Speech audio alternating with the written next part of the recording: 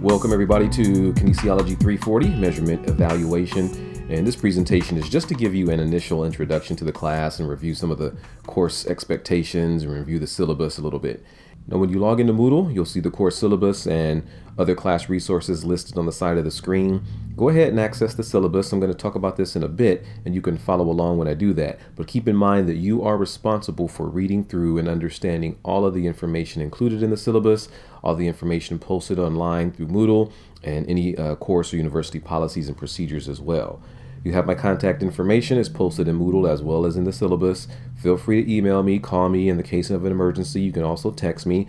My office hours are posted on the syllabus, so if you need to, swing by. We can talk about some course information if you need to have more face-to-face clarification. I want to be available for you to answer any questions you have, to clarify anything that may be confusing, so feel free to reach out to me. You also have the Q&A form that I created in Moodle, and there you can post any course-related questions. Everyone in the class can see the questions posted there, and anybody can respond to them. I'll typically respond to questions in the Q&A form within 6 to 12 hours of them being posted, but if you're in the class and you know the answer to it, feel free to answer it.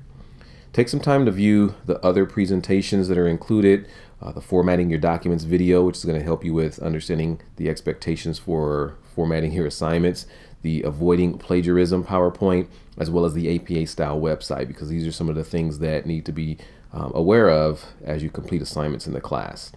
And this is one of those things with online classes. A lot of people think they're easier, but in actuality, online classes are more challenging. You're going to need to be more diligent, more attentive to information. You're going to need to be more organized, and the majority of the learning is going to be done by you through what we call exploratory educational learning, which means that you are going to be responsible for investigating further some of the information simply because we don't have that face-to-face contact. Now let's briefly look at the syllabus. You'll see the course description, and this class really focuses on understanding assessment in the K through 12 setting, physical education setting, for the purposes of teacher, student, and overall program improvement. And using some statistical analysis, the course is also going to try to identify how assessments can be made valid and reliable through statistical processes. So the hope is to understand the overall importance and effectiveness of assessment in K through 12 PE. So familiarize yourself with the learning objectives and outcomes. I'm not going to talk about each one of these, but they will be assessed throughout this class. Take a look at the course calendar and the appendix of the syllabus. Some of this information is going to be duplicated in Moodle, but you'll need to be aware of the assignment due dates and the due times.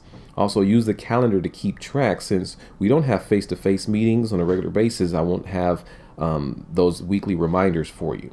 Now, the textbook for the class is the Miller text, Measurement by the Physical Educator, Why and How, and the tests are developed directly from the textbook, and it serves as one of the main lecture tools, so it's important that you do have access to the textbook. Next in the syllabus, you'll see the assessment and grading systems for major assignments, and all assignments need to be typed, professionally completed, display a high quality level of work, and follow APA formatting guidelines. That includes having a cover sheet with your name, the title of the assignment, my name, the course number, the name of the class, and the date. If you don't have this information on your papers, you will lose points, so be sure you have that. Take a look at the assignments. I'm not going to go into depth talking about each one of these right here in this presentation because I'll have more information in the Moodle class posted, but you do have your signature assignment, which is the research proposal project. And the hope is that you tackle this in pieces and not wait till the very end to try to get it all done at once. And I'll have some weekly reminders to encourage you to do that. There's going to be threaded discussions, and there's some importance within the threaded discussions. I'll talk about those a little bit more, but you will have to communicate with classmates online. We're going to have tests, there's chapter review questions just to keep you accountable for reading the material, the knowledge test construction, in which you're going to have to create a test to assess knowledge or cognitive skills for students in physical education. There's the standards-based skill assessment, which is really just a thorough or comprehensive rubric that you need to create. Test administration project, which you are going to have to videotape yourself administering some of the fitness testing components.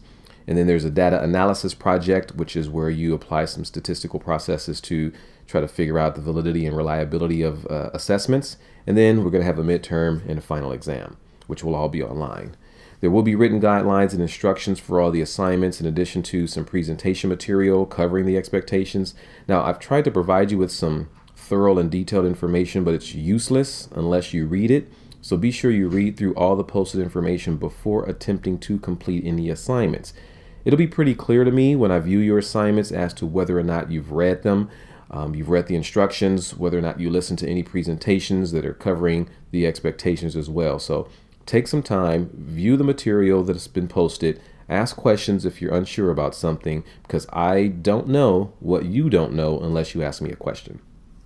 I have the point values listed for you so you can follow along and determine your points as you complete the assignments. In addition, you're going to see the estimated time to complete assignments. Of course, this is going to vary from student to student, but it does provide a general estimate on how much time you should be spending preparing for, reading, researching, investigating material, writing, and revising your assignments. All of these things are considered class time and contribute to what I consider high quality, thoughtful, and thorough assignment submissions. Also included in the syllabus are what I call tips for success. And these are going to be vital to your success in the course and in your education overall. I've included these for a reason, so don't simply overlook them. You are accountable for what you learn in the class, and following these tips will be helpful. Next, you'll see my message to you in regards to teaching and learning. The bottom line after you read this is just to understand that you're going to get as much out of this course, and any other course for that matter, as much as you put into it. You are ultimately responsible for how much you learn. The learning process is really heavily dependent upon you and how much you're vested into it. So keep that in mind. That's just my little soapbox. Now, all of these things are considered class time. Everything that you do for the class, whether it be forms, investigating information, researching, reading information, all of it is considered class time. And it does contribute to high quality, thoughtful, and thorough assignment submissions. And what I'll try to do is open the information for our class 2 weeks at a time. My hope is that this minimizes space taken up in Moodle and also gives you an opportunity to work in advance and be informed of what's coming up in the next couple of weeks. And I'll have more information, announcements, updates in Moodle. So like I said, be sure you check on a regular basis. All of the assignments in the course must be submitted in Moodle, and all the assignments must be submitted as a Microsoft Word file format. If you're using an older program, or if you're using Pages, which is Mac's version of Microsoft Word, you can still save or export your assignment as a Microsoft Word format. So be sure that you do that. Again, always be aware of the assignment due dates and due times. I won't consistently remind you through Moodle, but any late submissions is going to immediately receive a 25% point deduction regardless. No excuses, no exceptions. And this is also going to apply to assignments that have been submitted in the wrong file format. So if you're submitting something as a PDF and I can't open it, if you're submitting something using an older Microsoft or older word processing program and I'm unable to open it, it means I can't grade it. So it's going to be considered late. This is a 3-unit course, and you're still expected to spend anywhere between 15 to 25 hours a week working on course-related material. Now, a lot of people try to squeeze that time into the weekend, being that it is an online class, and I do have, for the most part, assignments due on Sunday evening. But if you're waiting until the weekend to start working on assignments, not only are you going to set yourself up for the need to make excuses, because something will always go wrong, but you're also sacrificing the quality of the work that you're producing.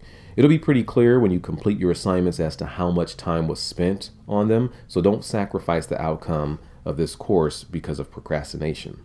Now, there will be times when I may send periodic updates or announcements, and these will either be communicated through Moodle or your FPU email. So check Moodle, check your FPU email regularly, and I suggest, if you haven't done it already, to forward your email or set up your email on your phone, because I'm not going to communicate using your personal email, so be sure you are frequently checking your FPU email.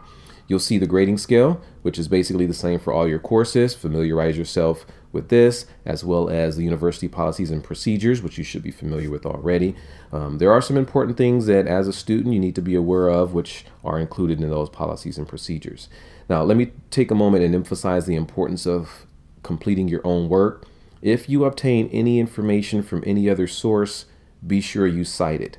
I've included the PowerPoint presentation on avoiding plagiarism because this has been very important in the university. An academic integrity violation, or if you're being accused of plagiarism, can result in a fail in the class and having the violation being reported to the dean of the university. It can also result in you being dismissed from the university. So be sure you avoid any possible plagiarism violations. When in doubt, always cite it.